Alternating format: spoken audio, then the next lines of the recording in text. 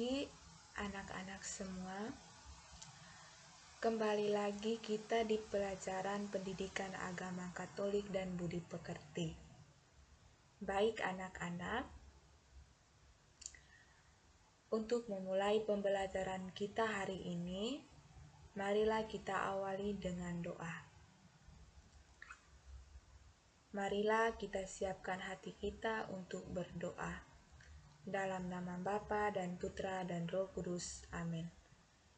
Ya Allah, sumber segala kasih, terima kasih karena Engkau telah melindungi kami dari tadi malam hingga pagi ini. Sekarang kami akan memulai pembelajaran kami. Utuslah Roh Kudus-Mu ke atas kami semua, agar pembelajaran kami pada hari ini dapat berjalan dengan lancar. Nama-Mu tetap kami puji kini dan sepanjang masa. Amin. Dalam nama Bapa dan Putra dan Roh Kudus. Amin.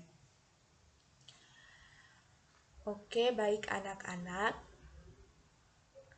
Pada pertemuan kita minggu lalu, kita sudah belajar tentang materinya, tentang peran keluarga bagi perkembanganku.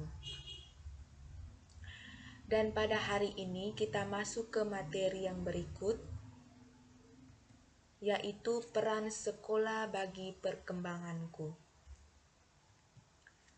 Tujuan pembelajaran dari materi kita hari ini yaitu yang pertama, menyebutkan peran orang-orang di sekolah dalam perkembangan dirinya. Yang kedua, menjelaskan sikap yang perlu dikembangkan dalam belajar. Yang ketiga, menjelaskan pandangan gereja tentang peran sekolah bagi perkembangan diri berdasarkan Gravissimum Education artikel 1 dan 5. Baik anak-anak, tentu saja kita semua tahu bahwa sekolah itu mempunyai peran yang sangat penting sekali. Peran sekolah itu dalam membantu proses pembentukan diri seseorang.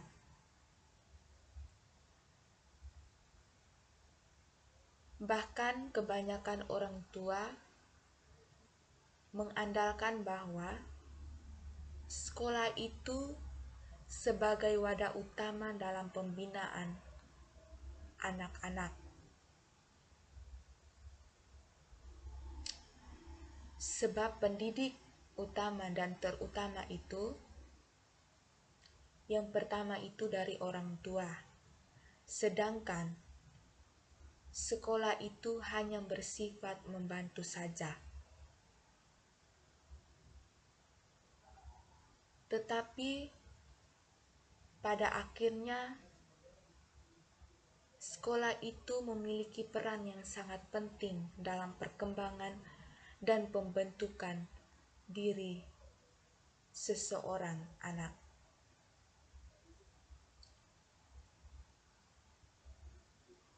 Karena sekolah itu menjadi tumpuan utama dan sekolah itu menjadi tempat di mana orang-orang mendapatkan banyak pengetahuan, banyak wawasan, keterampilan untuk hidup di tengah masyarakat. Yang dimaksudkan dengan sekolah itu tentunya meliputi banyak aspek, sarana dan prasarana, terutama manusia di dalamnya. Jadi sarana, prasarana, dan manusia di dalam itu mempunyai peranan dalam proses pembentukan diri.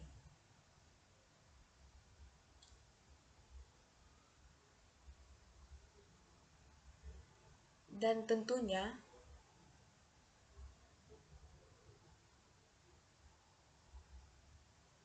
dalam proses pembentukan diri, Peran yang tidak pernah dapat dilupakan sesuai dengan tugas dan fungsinya itu adalah kepala sekolah, wakil dan guru, dan karyawan-karyawan lainnya. Jadi, sekolah itu mempunyai peran yang sangat penting dalam proses pembentukan diri seseorang anak. Baik anak, kita lanjut. Dalam kitab suci digambarkan secara jelas Yesus bersekolah atau tidak. Tetapi Yesus senantiasa belajar dari orang lain yang dianggap lebih mampu atau yang dianggap lebih berpengalaman.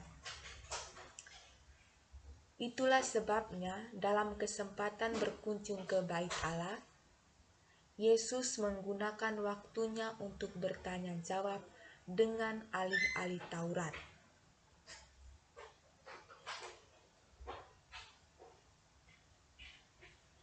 Nah, dari situ Yesus senantiasa belajar dari orang lain. Semangatnya untuk belajar itu tidak terhalangi oleh kemiskinan yang ada di dalam keluarganya. Mengapa demikian, anak-anak?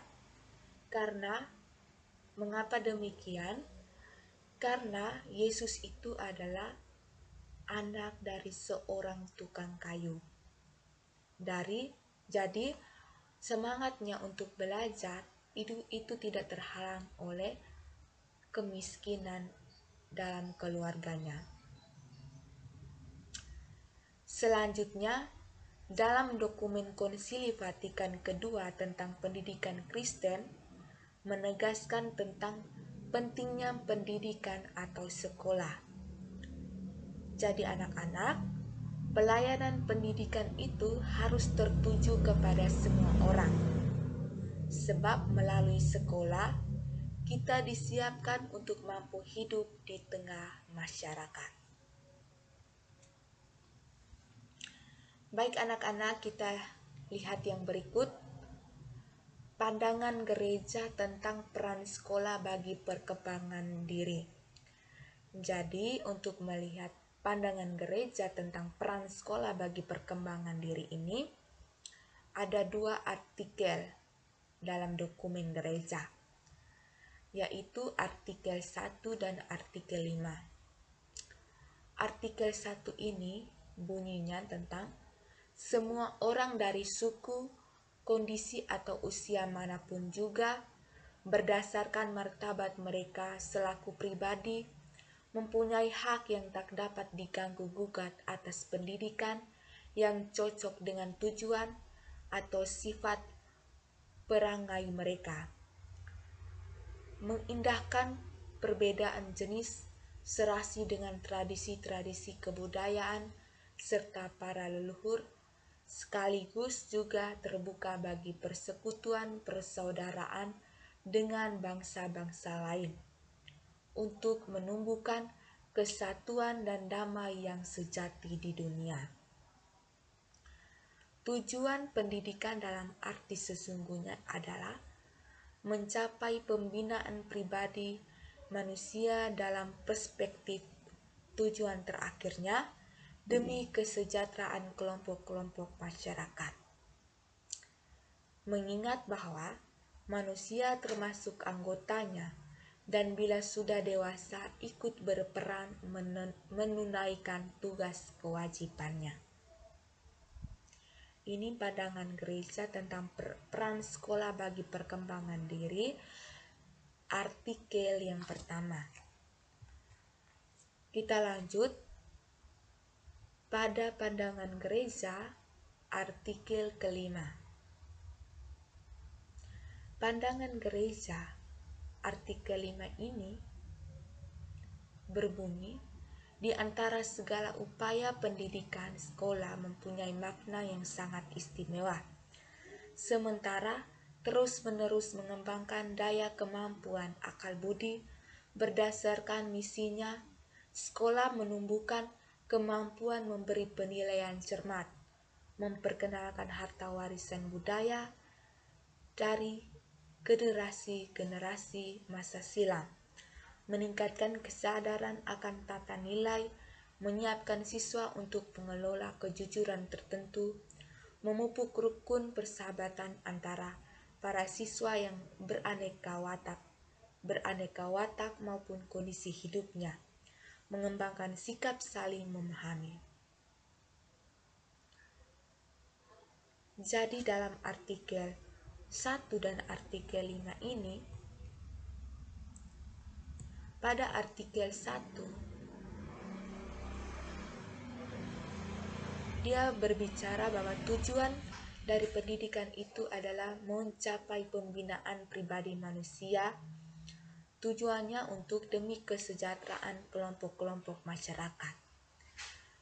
Dalam artikel 5, upaya dalam pendidikan itu terus-menerus dalam mengembangkan kemampuannya. Jadi dalam artikel 5 ini dia berbicara tentang watak, sikap, dan karakter dalam mengembangkan dirinya. Tujuannya itu supaya saling memahami. Jadi anak-anak, pendidikan di sekolah itu sangat penting.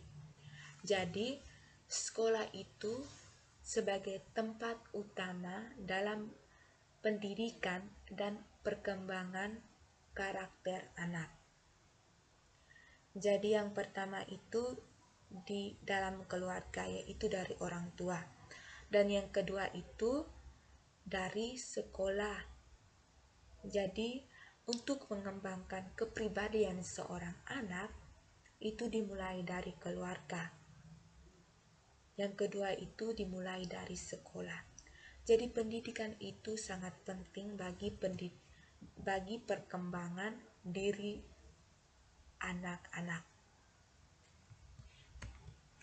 Oke, baik anak-anak, cukup sekian dulu materi-materi kita hari ini. Coba dibacakan kembali materi-materi yang Ibu sudah kirimkan lewat Google Classroom. Jika ada yang belum dimengerti, silakan bertanya kepada Ibu dan kita diskusikan bersama-sama. Oke, baik anak-anak, cukup sekian dulu pembelajaran kita hari ini. Kita tutup dengan doa. Kita akan berdoa masing-masing. Baik anak-anak, cukup sekian dulu. Selamat siang.